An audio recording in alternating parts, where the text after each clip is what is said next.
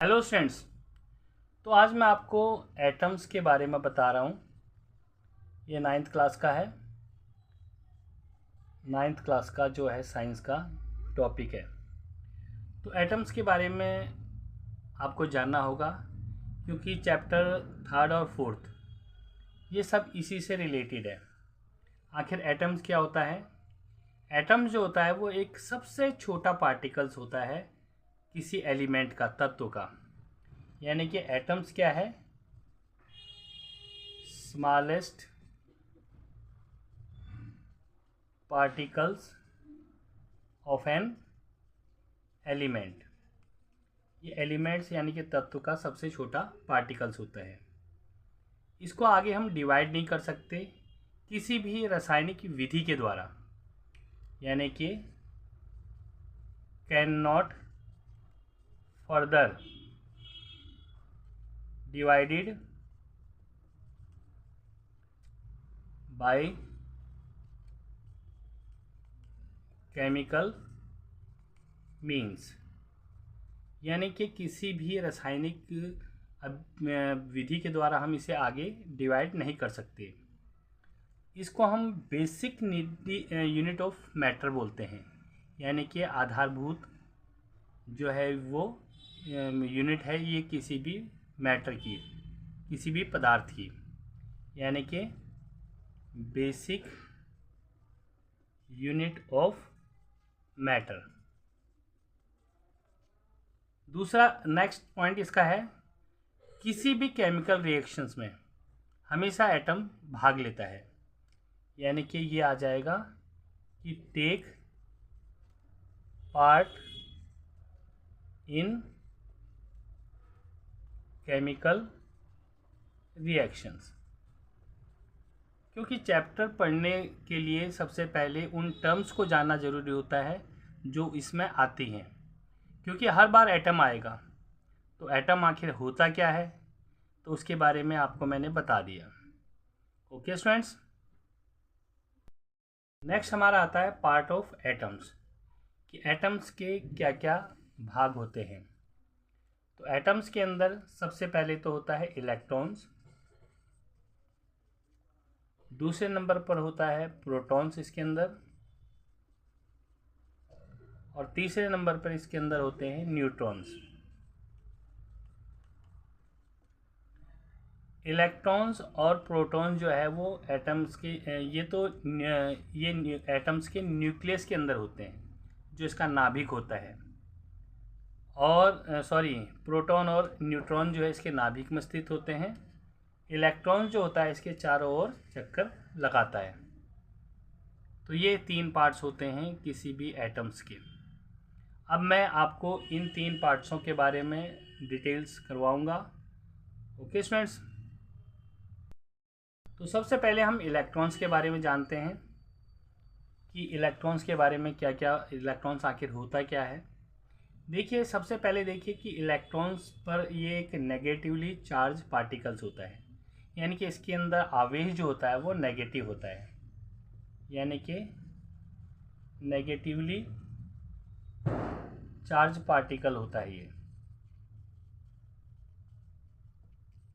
इसके अंदर आवेश जो है वो है नेगेटिव होता है। और इसके अंदर कितना चार्ज होता है, वो -1.6 इंटू 10⁻⁻19 कूलाम होता है। एक इलेक्ट्रॉन्स के अंदर कई बार एमसीक्यू में आएगा कि भाई कितना चार्ज होता है, तो इतना होता है। और कैसा पार्टिकल्स है, वो नेगेटिवली चार्ज पार्टिकल्स है। ये इलेक्ट्रॉन जो है वो न्यूक्लियस के चारों ओर चक्कर लगाता है, यानी कि revolves around the nucleus in fixed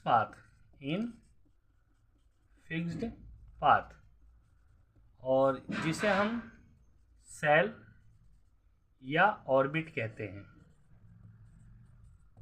तो यानी कि ये इलेक्ट्रॉन जो होता है वो एक फिक्स पाथ होता है, एक निश्चित उसका दायरा रास्ता होता है, जिसमें ये जो है चारों तरफ चक्कर लगाता है न्यूक्लियस के। और जिन रास्ते पर ये चक्कर लगाता है, जिस पाथ पर, उसे हम या तो सेल कहते हैं या ऑर्बिट कहते हैं। और ये जो है KLMN की नेमिंग होती है इन सेल्स की।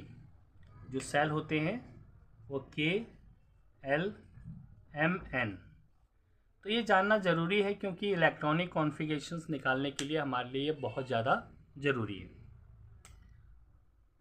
नेक्स्ट देखिए, इसमें अगला पॉइंट क्या है। ये found outside the nucleus, outside the nucleus of an atom. किसी एटम्स के ये न्यूक्लियस के चारों ओर पाए जाते हैं, क्योंकि न्यूक्लियस के चारों ओर ये चक्कर लगाते हैं तो बाहर ही पाए जाएंगे। और इसका जो मास है, mass is very small, is very small, यानी कि 1/1836 मास ऑफ प्रोटॉन। मतलब प्रोटॉन के मास से इसका मास जो है 1/1836 होता है। तो ये आप लोगों को इलेक्ट्रॉन्स के बारे में सारी जानकारी दे दी मैंने आपको। तो ये भी आपको जानकारी होनी चाहिए इसकी, क्योंकि MCQ में इससे रिलेटेड क्वेश्चंस आपसे पूछे जाते हैं। तो अगला हमारा है प्रोटॉन। इस प्रोटॉन्स में क्या होता है, जिस तरह मैंने इलेक्ट्रॉन्स के बारे में बताया, प्रोटॉन्स के बारे में बता रहा हूँ।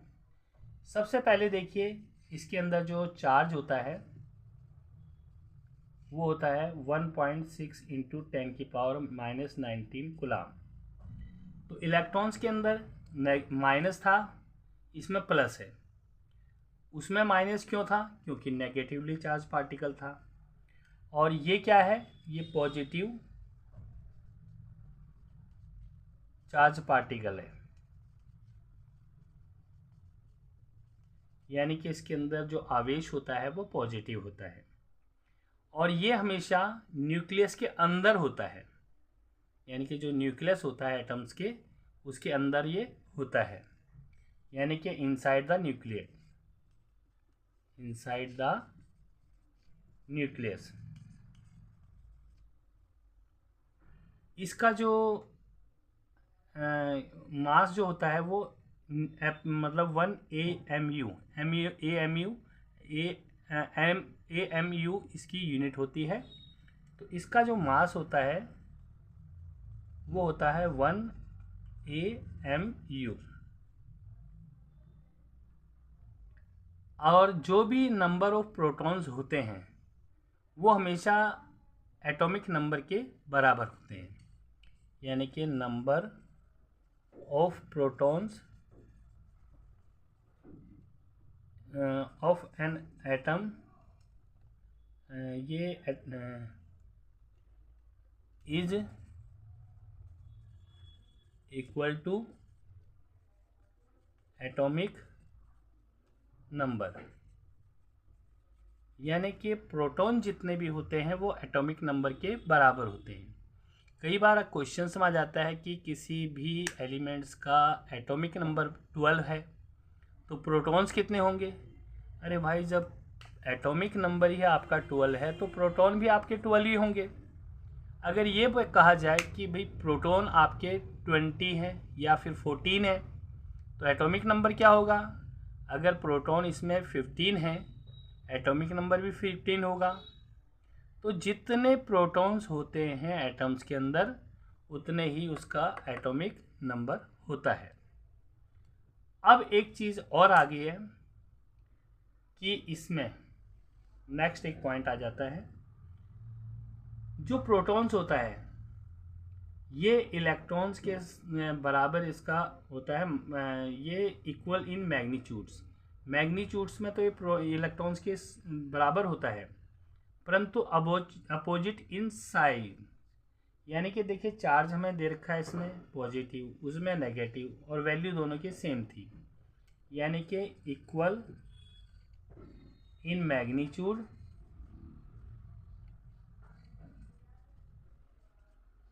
but opposite in sign that of the electrons। तो ये आपके प्रोटॉन्स के बारे में जो डिटेल्स है वो आपको दे दिए। हमारे इलेक्ट्रॉन्स के बारे में मैंने आपको बता दिया, प्रोटॉन्स के बारे में बता दिया। अब इसमें लास्ट बचता है आपका न्यूट्रॉन्स। चलिए उसके बारे में भी जानकारी लेते हैं। तो ये जो न्यूट्रॉन्स होता है ये न्यूट्रल पार्टिकल्स होता है। न्यूट्रल पार्टिकल्स वो होता है जिसके अंदर कोई चार्ज ही नहीं होता, यानी कि न्यूट्रल पार्टिकल्स होगा ये। न्यूट्रल पार्टिकल्स यानी कि इसके अंदर नो चार्ज, ना तो ये पॉजिटिव होता है ना ही ये नेगेटिव होता है। और ये भी न्यूक्लियस के अंदर पाया जाता है, यानी कि found inside the nucleus, nucleus के अंदर पाया जाता है। और न्यूक्लियस के अंदर प्रोटॉन भी होता है, तो यहाँ पर आ जाएगा अलॉन्ग विद प्रोटॉन, प्रोटॉन्स के साथ पाया जाता है।